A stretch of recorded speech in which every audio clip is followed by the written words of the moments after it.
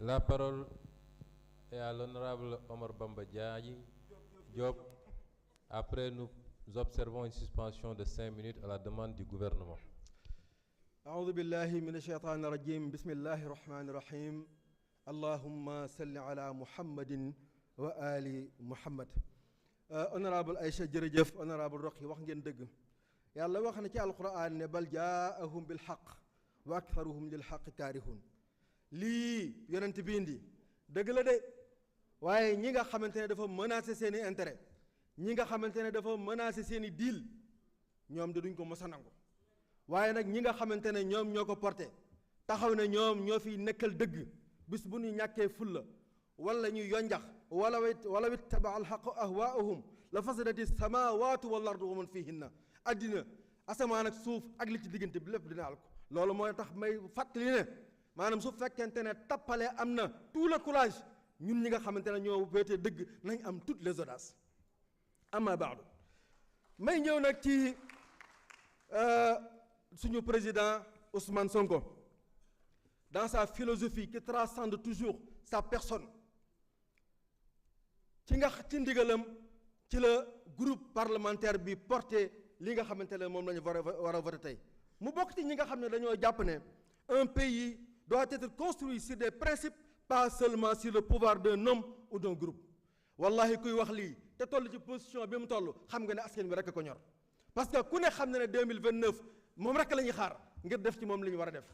waaye décision bi muy jël bu fekkente ne moo arrangé Sénégal, même su dee tënk ay pouvoir am moom da koy jël. gàcce ngaalaama kii ci fi nga ñu féete bu lu woon ak yow la mbay ñaaw.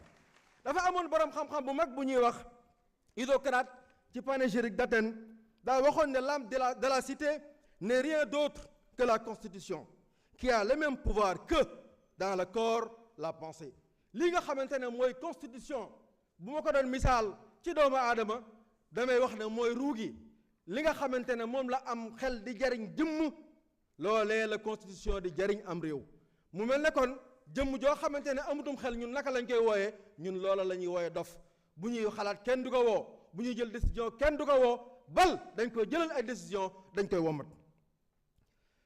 loolu moo tax bu ngeen delloo ci histoire bu ngeen demee États-Unis da ngeen fekk les pères fondateurs ci xalima ak Thomas Jefferson muy wax ne nañu créer réew moo xamante ne institution yi dinañ ko takkiin boo xamante ne bétane ko ba président ba gën a foqale ci nguur, président ba gën a dof, président ba gën a ñàkk ngor du mën a lëmbaaji suñuy institution.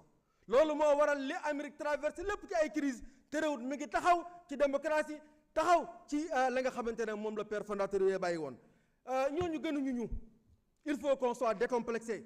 loolu moo waral le président Ousmane Sonko, loolu moo waral le groupe parlementaire Pastef jóg fas yéene foofee askan yu mag a jaar ba seenu askan tegu ci aw yoon, ba seeni institution dara du ko menacé, ñu nit ñu jaar foofee ngir am institution yu dëgër yoo xamante ne ëllëg ak si biir un petit président boo xamante ne dafa fuqale ci nguur, un petit président bu ñàkk ngor du mën a soppi ci dara ci li nga xamante ne mooy doxinu Sénégal. kon nag waa Sénégal yéen laay waxal na ngeen fexe ba les politiciens ñi nga xamante ne politique politicienne la ñuy def, les rentiers de la crise, les mercenaires de la plume bu mu tee ngeen gis essentielu li nga xamante ne moo waral liggéey bii tey. ndax nag dinaa jukki ay buntu yoo xamante ne mi ngi ci constitution bii nga xamante ne moom la ñu war a voté te jàpp naa ne war naa ñor, war naa soxal képp ku bëgg Sénégal. suñu ressources minières yi nga xamante ne mooy balle ci suñu suuf ñu sàmm ko, suuf si nga xamante ne moo tax ñu naan Sénégal ñu sàmm ko. jàpp naa ne bii Birame Souleye Diop yoree énergie ak mine ànd ak Ngagne Demba Touré SOMISEN ci ngeen njëkk a gis lingot d'or boo xamante ne Sabodala la jóge. pourtant or yàgg nañ koo génn Sénégal lu yàgg, Sénégal yàgg la am pétrole yàgg, waaye njiit yu mel ne ñii fi jóge léegi di tappale ak ay caaxaan ñoo tax suñu jigéen ñi ba léegi mënuñoo takk bàgg or bu gën a ndaw boo xamante ne suufu Sénégal la génne. loolu day jeex. waaye li nga xamante ne mooy jëm ci ressources yooyu lépp loo xamante ne Sénégal da ko ca war a am fii lañ koy décider, fii nga xamante ne mooy la représentation par excellence du peuple sénégalais. waaye li nga xamante ne dugal nañ ko ci article 20 ma di ci ñëwaat rokk ñëwoon na ci léegi muy une éducation adossée à nos valeurs. Ibnul Qayyim al-Jawzi dafa wax ne addiinu kulluhu xuluqun fa man faaxaka fi lxuluqi faqad faaxaka fi diin. addina parce que diine génn lépp lu ñu def ci àddina gàpp mën a génn na diine léppoon jikko yu kawe la ku la ëpp jikko yu kawe moo la kawe ba faw. sallallahu alayhi wa sallam wax ne innama bu'istu li utammima makarim al axlaaq yi bokk yi constitution boo xamante ne day dugal lii constitution boo xam day saxal lii ndax du intérêt Sénégal. wasalaamaaleykum wa rahmatullah.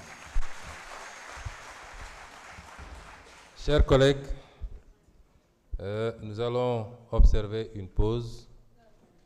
Mais avant d'aller à la pause, je voudrais adresser quelques paroles à l'Assemblée, à la plénière.